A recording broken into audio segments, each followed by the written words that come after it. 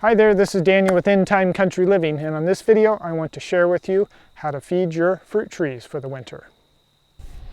So right behind me is a pile of wood chips, and these aren't just normal wood chips, these are arborist wood chips with lots of needles and leaves in them. And how did I get these, you ask? Well, I asked and I received. Put my information on a business card. I said, want chips? And I walked up to the arborists that were out there chipping up and doing some tree trimming around the power lines. And I said, hey, I would like to, if you guys have some extra chips or need a place to dump, I'd really like a load here. And they were up on my road, so it was convenient for them. And lo and behold, about 6:30 in the morning, I saw someone walking towards my house, and sure enough, they wanted to dump some chips. So there we have it. So these aren't the type of wood chips you might get at a lumber mill, or this isn't bark mulch. It's different. So what's special about these is it has a lot of lots of needles. So this is more like compost that hasn't been composted yet. It does have some chipped up limbs in there, some little wood chips in here, but it's probably less than 50%, maybe around 35% of it is wood chips actually. And those are fine. They'll probably break down fairly quickly because of all the other more nitrogen-rich organic matter that's in here. And a lot of the needles have already started to break down just because they have a lot of moisture in them when they're chipped up, and they have nitrogen in them, and so they're already starting to break down. And so that's what you're looking for to feed the biology in your soil, the fungus and the bacteria. And so this is a material that works well as a mulch as well, to hold in the moisture in the soil. So when you do water, it's not going to evaporate. The tree is going to be able to soak it up and make use of it. So in this particular pile, you can see the different types of needles that are here. These look like some either cedar. It looks like more like a cedar. And then we also have some fir needles in different places. A lot of it's cedar stuff like that. So I'm not sure where exactly they got it from. Down here you can see there's some more, that's Douglas fir needles right there. So they got some Douglas fir trimmings in here. There's a little stash of them there. And back in here you can see there's some leaves of some type. Looks like maple, based off of the bark that's there. It looks more like maple bark. Probably some twigs, and lo and behold, a few blackberry vines got in there too. So it's all good material. This will break down quite readily because it's mixed in with all the needles in there. It isn't just straight wood chips, or wood chips on one section and needles on another. So there's always starting to get this kind of cloudy, white, grayish look to it, and a little bit of powder blowing off. So that's the fungus already starting to work on it and break it down. And how do you transport all those wonderful wood chips over to your trees? You need a homestead cart.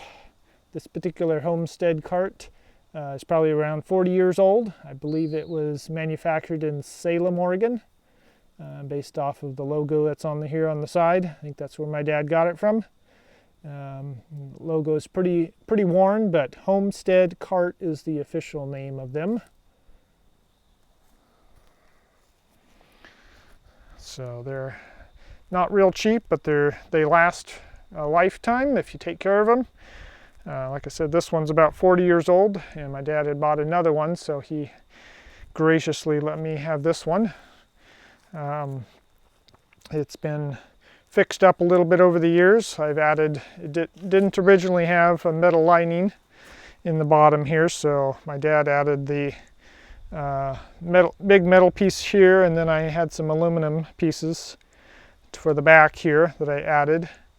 And then this all was part of a, let's see, came out of my manufactured home that we took down, and it was the furnace. So the sheet metal off the furnace now became an extender for the front here. So that's very valuable to get a lot more material transported, especially loose stuff like grass clippings or leaves or wood chips, things like that. I have replaced the handle on here with a galvanized metal one because the previous one broke, and also replaced these EMT conduit little feet, front feet on here. What's nice about it having them rounded like that you can kind of drag it forward and backward, and you can scoot back and forth without breaking, you know, some legs off or something like that. So that's very good design. And it's got metal all around the perimeter. As you can see there, little edge pieces. Those are original. Had to patch it up a little bit. It's got some holes in there, but it still holds the content very nicely.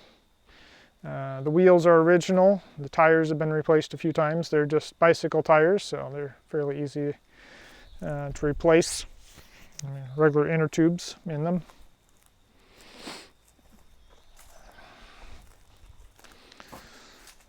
So what's the best way to get your wood chips into your homestead cart? Well, you need a good manure fork. So something that's huge with 5 tines. A mulching fork might work as well. So, but you need something with some spikes in order to get through the pile. This is what was given to me, so this is what I use. But a good mulching fork would work too, a nice wide one with maybe 10 or 15 tines. The shorter handle, but this works really well.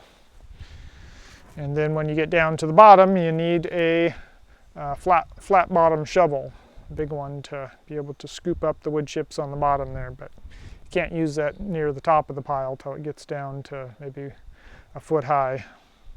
And you need a good cat to entertain you as you do your work, so you don't get too tired of your work. Hey. Always like to have a good pair of gloves. Don't need any blisters. Usually start at the top of the pile.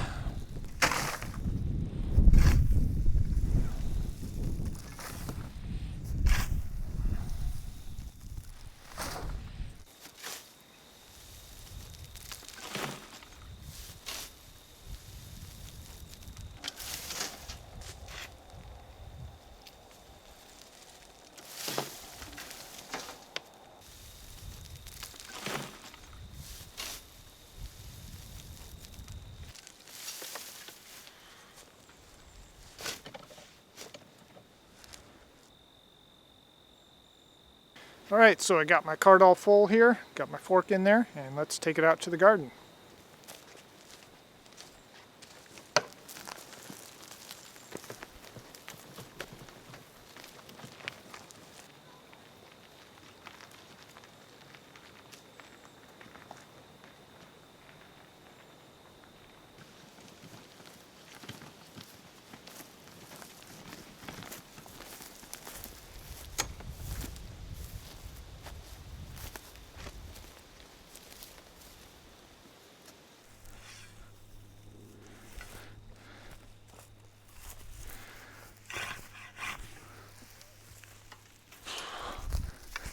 And then we just start taking a forkful and dumping it around the tree.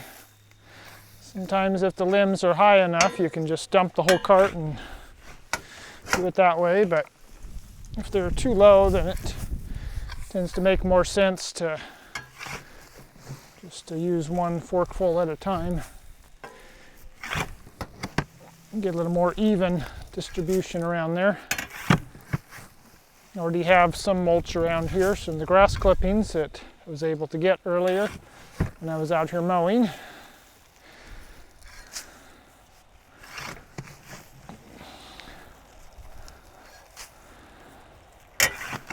Just like that.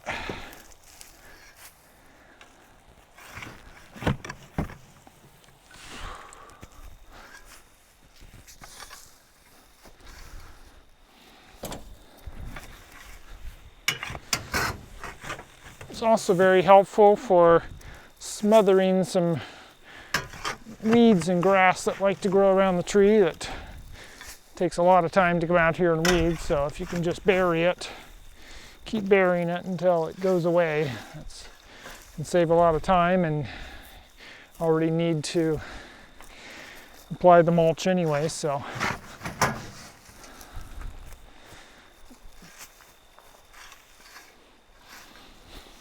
Try to keep it away from right up against the trunk so that if there's any little creatures that want to make their home, that they don't have a warm little place for chewing on the bark of your trunk, or if there's anything in the wood chips that some kind of peach tree borers or anything else like that. It's just a good idea to keep it away from the trunk here. So I'm just going to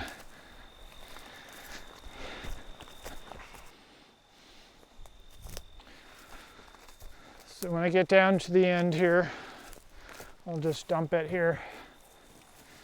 There's a little, this doesn't have quite enough on this side, so stay back and walk it back a little bit. No, didn't quite get it all out here.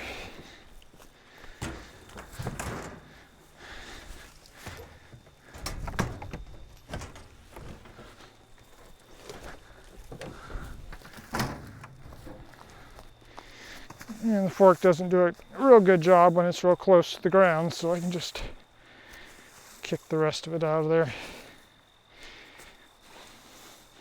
Fork makes a good mulch spreading tool as well.